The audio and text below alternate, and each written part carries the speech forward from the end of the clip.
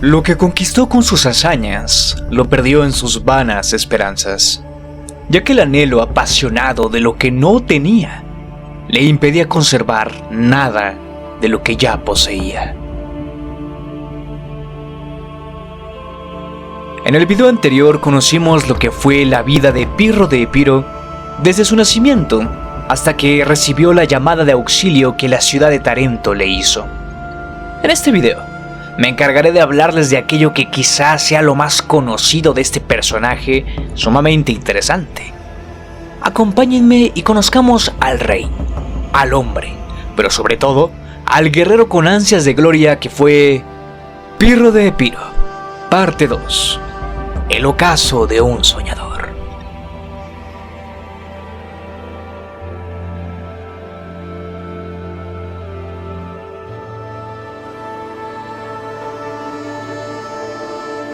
Una vez que llegó a Tarento, Pirro se propuso a establecer orden en la ciudad debido a que los tarentinos planeaban continuar normalmente con sus vidas mientras que el rey epirota llevaba a cabo sus batallas contra Roma. Ante esta situación, Pirro hizo que se cerraran los espacios públicos de Tarento, tales como gimnasios y parques. De igual modo, prohibió los banquetes y todo tipo de celebraciones. Se hizo a cargo de la milicia de la ciudad y llamó a las armas a todos aquellos hombres tarentinos con la suficiente edad de portar un arma y combatir. La noticia de que Tarento había recibido la ayuda de un gran rey extranjero junto con un gran ejército llegó velozmente a oídos de los romanos, quienes no querían darle tiempo a Pirro para que planeara sus estrategias, y lo que hizo el cónsul romano, Publio Valerio Levino, fue apresurarse a un encuentro contra Pirro, pues marchó con su ejército rumbo a Tarento. Al enterarse de esto, Pirro preparó a su ejército y también salió de Tarento a encontrarse con el ejército romano. Y cuando ambos estaban frente a frente cerca de la ciudad de Heraclea, empezaron las negociaciones para ver si era posible evitar el derramamiento de sangre. Pirro ofreció a los romanos la paz, una especie de tregua para ganar tiempo y preparar sus estrategias.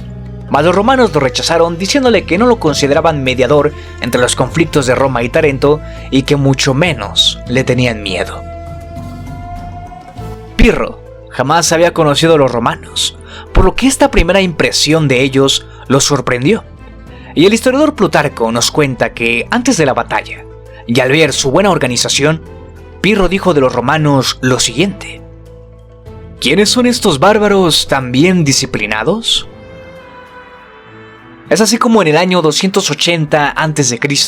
se llevó a cabo la batalla de Heraclea, aquella que significaría el primer encuentro entre las legiones romanas contra las falanges.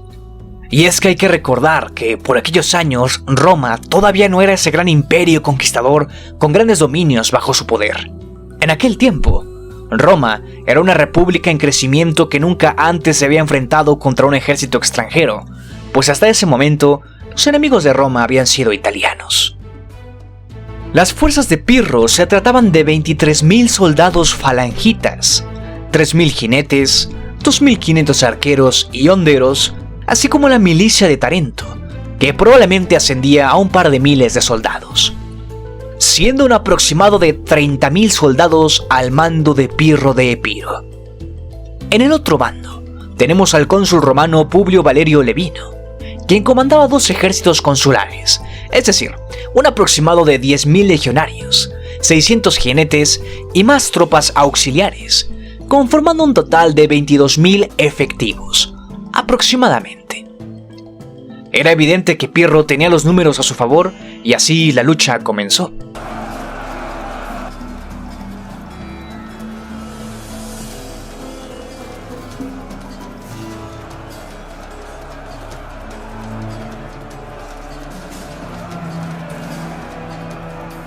Plutarco nos cuenta que en medio de la lucha, Pirro estuvo a punto de morir, pues su armadura lo delataba como un buen blanco al cual atacar.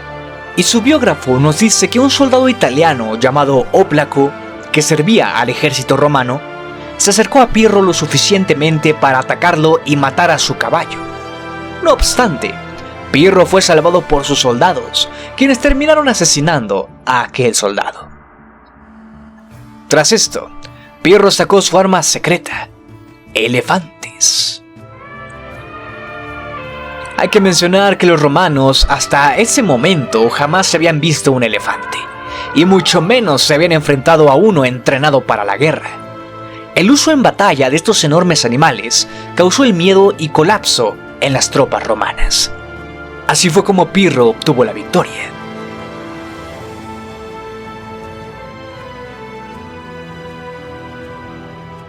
Tras obtener la gloria, el prestigio de Pirro aumentó y una gran cantidad de ciudades del sur de Italia se aliaron con él y le proporcionaron buena cantidad de soldados. Acto seguido, Pirro se dirigió al norte y no tardó mucho en estar a tan solo 2 días de la propia ciudad de Roma. Estando allí, Pirro envió a Roma a su embajador Cineas para hablar sobre paz.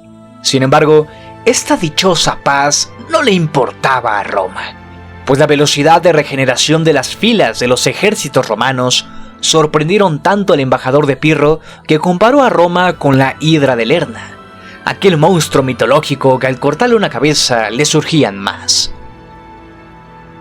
Ante esta negación de paz por parte del Senado romano, Pirro tomó a su ejército y volvió a Tarento, sabiendo que Roma se había recuperado muy rápidamente de su reciente derrota y que una próxima batalla estaría cerca de llegar. Esa batalla llegaría al año siguiente, en el 279 a.C., cuando Pirro llegó a Asculum y tomó el control de 2 vías de comunicación importantes para Roma. No llegó solo, sino con un gran ejército de aproximadamente 70.000 soldados. Roma no tardó en responder ante este avance, pues los nuevos cónsules, Sulpicio y Decio, salieron a su encuentro al frente de 2 ejércitos consulares compuestos por 8 legiones. Y si consideramos que cada legión romana estaba compuesta por 5.000 soldados, 8 legiones eran aproximadamente un total de 40.000 soldados. Aunque, no obstante, nuevamente Pirro tenía de su lado a los números. Y es así como tuvo lugar la batalla de Asculum.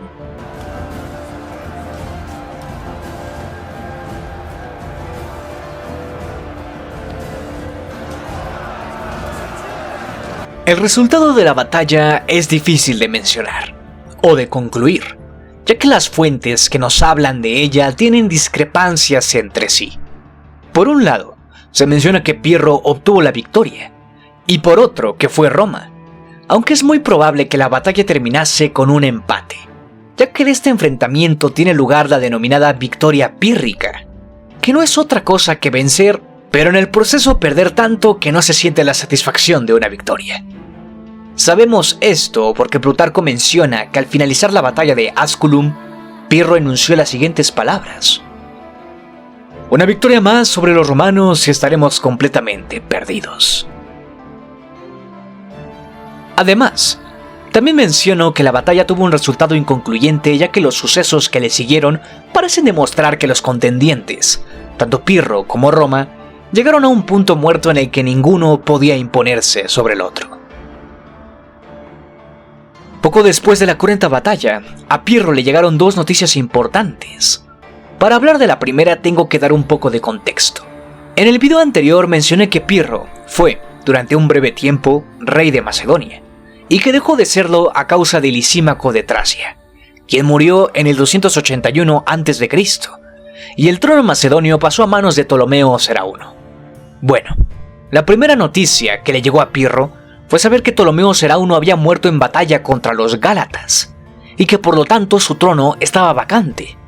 Era la oportunidad perfecta para que Pirro llegara y se hiciese con el poder de Macedonia, la cual ahora también controlaba Tracia. Para hablarles de la otra noticia que llegó a nuestro protagonista, también debo darles un poco de contexto. El este de la isla de Sicilia estaba poblado desde hace siglos por colonos griegos, mientras que el oeste de la isla estaba poblado por cartagineses, y durante mucho tiempo, griegos y cartagineses se habían enfrentado constantemente, y mientras Pirro llevaba a cabo sus batallas contra Roma, La facción griega de la isla de Sicilia la pasaba muy mal contra los cartagineses y necesitaba ayuda, por lo que miraron a Pirro y vieron en él el poder militar que necesitaban. Ante estas dos noticias, Pirro se encontraba en un dilema. Ambas eran noticias que le agradaban, pues podían acercarlo a su sueño de crear un gran imperio. Pero lo que le molestaba era que ambas situaciones se presentaron al mismo tiempo, y responder a una significaba perder la otra. Tanto por conquistar, tanto por hacer, y tan breve que es la vida del hombre. Después de pensarlo, Pirro se decidió por responder a la llamada de auxilio de los griegos sicilianos, y en el año 278 a.C. se aventuró rumbo a la isla, dejando en Tarento a la mitad de sus tropas y prometiendo que volvería a terminar lo empezado en Italia.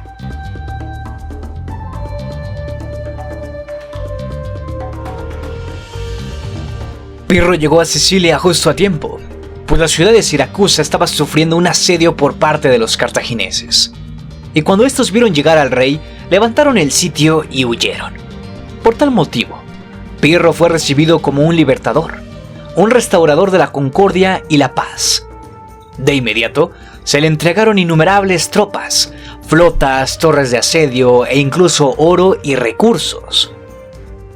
Todas estas cosas, desde luego que le servirían en la campaña que estaba por llevar a cabo.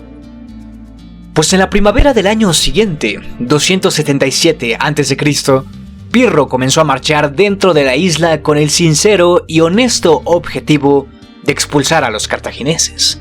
Todo esto supuestamente para ayudar a los griegos sicilianos, pero realmente lo hacía para convertirse en rey de toda la isla. Al mando de 25.000 hombres y una flota de 200 barcos, Pirro fue marchando por Sicilia, tomando ciudades como Agrigento, Selinunte, Erix y Panormo.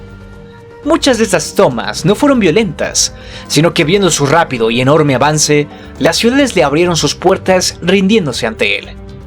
Así, en el cabo de 6 meses, Pirro tenía toda Sicilia en su control. Toda, salvo una ciudad marítima en la punta occidental de la isla.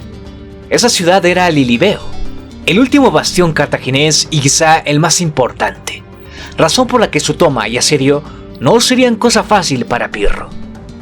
En la primavera del año siguiente, 276 a.C., Pirro dio comienzo con el asedio de la ciudad. Este asedio se extendió demasiado debido a que la ciudad cartaginesa recibía constantemente gran cantidad de refuerzos provenientes de la propia Cartago, lo que poco a poco la fue convirtiendo en una roca dura inexpugnable. Y ante esto, Pirro y los cartagineses consideraron llegar a una paz. El trato era el siguiente. Los cartagineses le dijeron a Pirro que levantara el asedio y que a cambio renunciarían a los dominios que solían tener en la isla. También le ofrecieron una gran suma de dinero. Esta paz era muy beneficiosa para nuestro protagonista, pero tuvo que rechazarla, ya que los griegos sicilianos que le habían pedido su ayuda estaban aferrados a la idea de que Cartago renunciara a toda la isla. Por lo que el asedio continuó, y honestamente no duró mucho más, ya que al ser tan longevo, Pirro perdió muchas fuerzas y se vio obligado a retirarse. Este hecho marcaría el comienzo del final de sus campañas en Sicilia, ya que cuando levantó el sitio de Lilibeo, retornó a Siracusa, y tras su fracaso, poco a poco fue perdiendo el favor de las ciudades sicilianas. Y es que para contar lo siguiente debo dar un poco de contexto. Verán, cuando Pirro llegó a Siracusa, esta ciudad se encontraba dividida, regida por dos jefes militares llamados Toinón y Sosístrato, hombres que dejaron de lado sus diferencias cuando Pirro llegó a la isla. El punto es que, tras su fracaso en Lilibeo, Pirro comenzó a mostrar desconfianza en la lealtad de estos hombres hasta el punto de que mandó a asesinar a Toinón y Sosístrato huyó, temiendo sufrir el mismo destino. Al realizar esto, Pirro de Epiro deshizo toda su fama de hombre justo y heroico. Muy pronto, toda la ciudad de Siracusa y por extensión todas las ciudades sicilianas comenzaron a rechazarlo. Incluso muchas de estas ciudades se pasaron al bando cartaginés con el deseo de que Pirro y todos los que habían llegado con él se fuesen de Sicilia lo más pronto posible. No teniendo otra opción y muy posiblemente desanimado y frustrado, Pirro tomó sus barcos y subió en ellos a su ejército y a sus hijos, ya que cabe decir que en todas estas campañas, Pirro fue acompañado por sus hijos menores, Alejandro y Heleno. Nuevamente en el mar, Pirro volvió a Italia ya que la ciudad de Tarento le envió constantes mensajes exigiéndole que volviese a ayudarlos contra Roma. Pues la verdad es que mientras Pirro se encontraba en Sicilia, Roma no se quedó de brazos cruzados y se la pasó ocasionando problemas no solo a Tarento, sino a muchas otras ciudades griegas del sur de Italia. Pero bueno, Pirro ya estaba de camino y una desgracia le ocurrió, pues se encontró con una flota cartaginesa que le dio una despedida brutal, pues 120 era el número de naves con las que Pirro volvía a Tarento. Y en esta batalla naval contra los cartagineses, perdió un total de 70 barcos, más de la mitad, por lo que Pirro se encontraba nuevamente en Italia pero con sus fuerzas mermadas y debilitadas.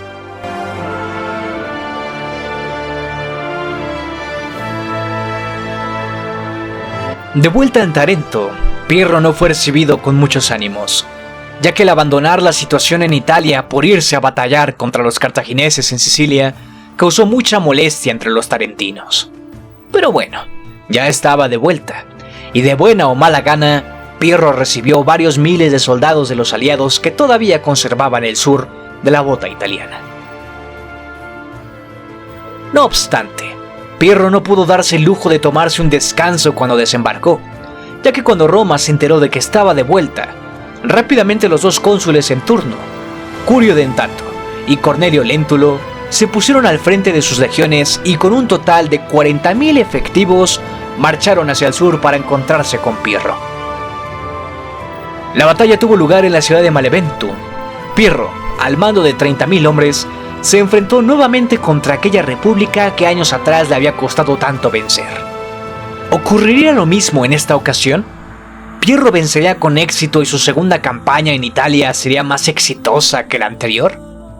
No.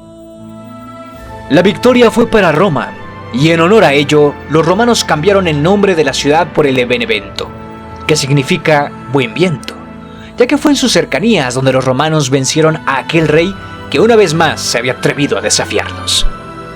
Benevento es el nombre con el que conocemos a esa batalla y también es el nombre que dicha ciudad conserva todavía en la actualidad. Tras la derrota, Pirro volvió a Tarento, humillado y no con muchos ánimos. Ese mismo año, 275 a.C., Roma tuvo la suerte de obtener muchas victorias en el norte de Italia contra etruscos y galos. No tardaría mucho tiempo para que la república se hiciese con todo el control de la península italiana, y esta noticia desanimaba totalmente a todas las ciudades griegas del sur de Italia, por lo que perdieron todas sus esperanzas en Pirro y ya no le dieron su apoyo. En pocas palabras, Pirro ya no estaba en condiciones de seguir combatiendo. Su causa estaba perdida. Por lo que al año siguiente, Pirro embarcó a las pocas fuerzas que conservaba y volvió a su reino, Épiro, dejando en Tarento una pequeña guarnición al mando de uno de sus lugartenientes y de su hijo Heleno. Esto con la esperanza de algún día volver para vengarse de Roma. Con esto, Pirro vio desaparecer su gran sueño de crear un imperio como el de su pariente Alejandro Magno. Vio convertirse en frustración a su gran sueño de dominar toda Italia, Sicilia y Cartago. Pirro volvió al Épiro donde sus esposas y su hijo mayor, Ptolomeo, le recibieron. Solo para hacer una comparativa del gran fracaso de Pirro en sus campañas por Italia y Sicilia, recordemos que en el año 280 a.C., había partido del Épiro con casi 50.000 soldados. Y ahora, 6 años después, en el 274 a.C., regresaba a su reino con solo 8.000 soldados. La más grande empresa militar de su vida había sido un fracaso.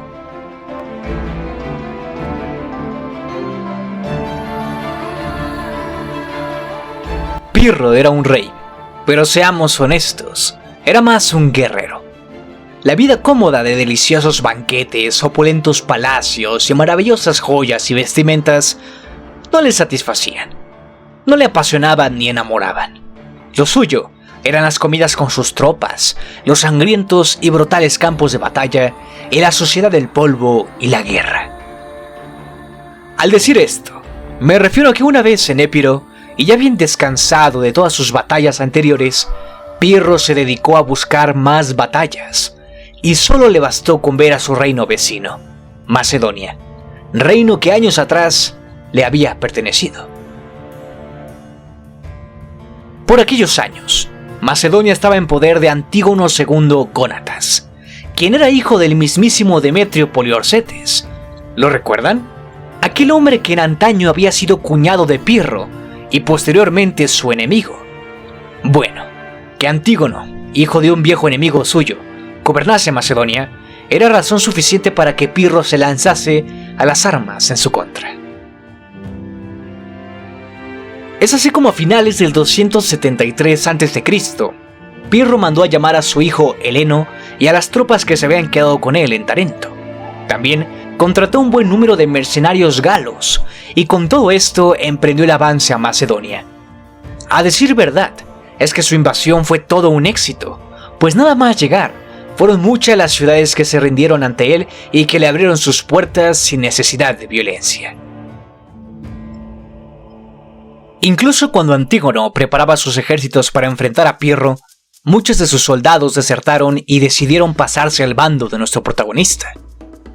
Todo esto causó que Antígono escapara con los pocos hombres leales a él y se refugió en la costa de Tesalónica, dando como resultado que perdiera el trono de Macedonia y este pasase nuevamente a manos de Pirro. Era claro que Antígono ya no era una amenaza para Pirro, por lo que éste dejó de darle importancia. Mas no obstante, no se puso cómodo, pues para Pirro la guerra no había hecho otra cosa que empezar. Pues rápidamente salió a la luz su deseo de no solo controlar Macedonia, sino toda Grecia. Y este deseo se impulsó cuando a él acudió en llamada de auxilio Cleónimo de Esparta, quien era el legítimo rey de Esparta y que había acudido a Pirro para que éste le ayudase a recuperar su trono en manos de Areo I. Este fue el pretexto suficiente para que Pirro marchara hacia el Peloponeso con 25.000 soldados de infantería, 2.000 de caballería, 24 elefantes, una buena cantidad de mercenarios galos y en compañía de sus hijos Ptolomeo y Heleno. Sabemos bien que no lo hizo con la buena intención de ayudar al espartano Cleónimo en la recuperación de su trono, sino con la idea de tomar el control de todas las polis griegas en su marcha hacia el sur. Ya estamos en el año 272 a.C. Pirro entró a Grecia proclamando que había venido a liberar a las ciudades-estado del dominio de Antígono, y muchas fueron las ciudades que lo recibieron con los brazos abiertos, como Atenas y muchas otras de la región de Mesenia. Con todo este gran apoyo, el objetivo de Pirro fue Esparta, aquella ciudad desde siempre conocida por poseer a guerreros poderosos. Sin embargo, es importante aclarar que la Esparta del tiempo de Pirro ya no era esa gloriosa y poderosa Esparta de la época clásica. Antes, la ciudad solía ser conocida por no poseer murallas, ya que sus aguerridos soldados eran la defensa suficiente que la ciudad necesitaba. Pero esos tiempos de una Esparta invencible y temible ya se habían acabado. Esparta levantó murallas a su alrededor desde el año 317 a.C. para protegerse de poderosos enemigos como Casandro y Demetrio. Esta fue la Esparta que Pirro asedió nada más llegar, y lo hizo en buen momento, pues el rey Areo I no se encontraba para defender la ciudad. El historiador Plutarco nos narra que las defensas de Esparta no eran muy fuertes y que se emplearon a las mujeres, niños y ancianos para fortificarlas, mientras los hombres guerreaban contra las fuerzas de Pirro. Para dar un breve resumen, diré que el éxito que Pirro tuvo en recuperar el trono de Macedonia no lo acompañó a Grecia, pues fue incapaz de tomar Esparta, y levantó el asedio para retirarse cuando se enteró de que el rey espartano había vuelto con una gran cantidad de tropas aliadas. Después de esto, no pasó mucho tiempo para que nuestro aguerrido protagonista recibiera otra llamada de auxilio proveniente de otra ciudad griega del Peloponeso, Argos. Y es que debo dar un poco de contexto otra vez. La ciudad de Argos sufría un conflicto civil entre dos facciones, cada una liderada por los nobles Aristeas y Aristipo. Y es que en este momento vuelve en escena Antígono, el hijo de Demetrio, aquel que perdió fácilmente el trono macedonio a manos de Pirro, y durante el tiempo que estuvo refugiándose y escondiéndose, no hizo otra cosa que ir juntando fuerzas. Y en el contexto de la situación de Argos se encontraba apoyando el bando de Aristipo, por lo que el otro contendiente argivo, Aristeas, pidió auxilio a Pirro. Y este, sin pensárselo dos veces, y como ya es fácil de deducir en él, tomó a sus tropas y marchó hacia Argos, donde tal vez le iría mejor que en Esparta. El camino hacia Argos estuvo plagado de peligros, pues el rey espartano Areo I se la pasó persiguiendo y hostigando el ejército de Pirro, causándole significativas bajas, y una de ellas sumamente importante. Pues Plutarco nos relata que en este punto, el hijo mayor de Pirro, Ptolomeo, perdió la vida. Fue asesinado por un soldado aliado de Esparta, y el mismo Plutarco nos narra una especie de episodio épico, en el que nos encontramos con un Pirro, que en su tristeza por la pérdida de su primogénito, se llenó de rabia en busca de venganza y que él, sin ayuda de nadie, mató a muchos enemigos. Tras esto, Pirro llevó a cabo el funeral de su hijo y siguió con su destino. Estando en Argos, una batalla estaba a punto de cernirse entre Pirro y los contendientes argivos de su bando contra Antígono y los argivos que estaban con él. El campo de batalla no estaría a las cercanías de la ciudad, sino que sería la propia ciudad. Dentro de ella, el combate no fue ordenado ni estratégico, sino un caos y confusión total, y se nos dice que en medio de la lucha, Pirro, estando sobre su caballo y peleando ferozmente con espada en mano, vio a lo lejos una estatua de un toro y un lobo luchando entre sí. Esto lo alarmó demasiado, ya que años antes se le había profetizado que moriría cuando viese a estos animales pelear. No importase que fuese una estatua y no animales reales, el mal augurio estaba presente y Pirro ordenó la retirada. Pero como todo era un caos y confusión total, la retirada ordenada por Pirro no pudo llevarse a cabo con éxito. Y lo que pasó después es algo que les contaré, pero no con mis palabras, sino tal y como nos lo relata el historiador Plutarco. Cito: Pirro, al contemplar la tempestad que le envolvía, se despojó de la corona que llevaba en su yelmo y se la dio a uno de sus lugartenientes, y confiándose a su caballo, arremetió contra los enemigos que le perseguían. Uno de ellos le causó una herida no muy grave a través de su coraza, y entonces Pirro se volvió contra su agresor, quien no era un argivo noble o ilustre, sino el hijo de una menesterosa mujer, quien se encontraba contemplando la batalla desde una azotea. Y al darse cuenta de que su hijo estaba trabado en combate con Pirro, tomó una teja con ambas manos y la arrojó sobre Pirro. Esta impactó en su cabeza, en la parte trasera del casco, y le rompió las vértebras que se encuentran junto a la base del cuello, por lo que se le nubló la vista y sus manos dejaron de sujetar las riendas del caballo. En ese momento, un tal Zópiro, junto con otros 3 soldados de Antígono, reconocieron a Pirro y lo arrastraron.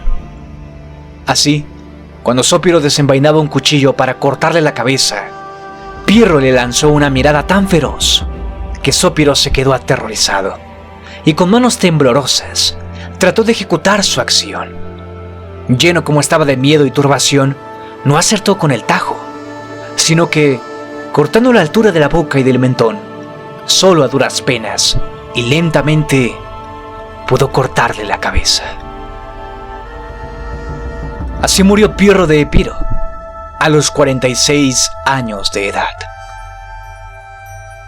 Tras el fin de la batalla, la cabeza y el cuerpo de Pirro fueron cremados en la propia ciudad de Argos, y sus restos le fueron entregados a su hijo Heleno, quien se los llevó de vuelta a Épiro, reino que fue gobernado por el otro hijo de Pirro, Alejandro, y que sus descendientes continuarían gobernando Épiro hasta el 239 a.C., cuando el reino pasó a convertirse en una república. El gran sueño de Pirro de crear un enorme imperio en el occidente, así como su pariente Alejandro Magno lo había hecho en el oriente, no murió con él, pues fue la propia República Romana, la cual en el año 146 a.C. se hizo con el control de Épiro, Macedonia y de toda Grecia. Roma forjó el imperio que unificó a todos los territorios que alguna vez Pirro soñó con dominar.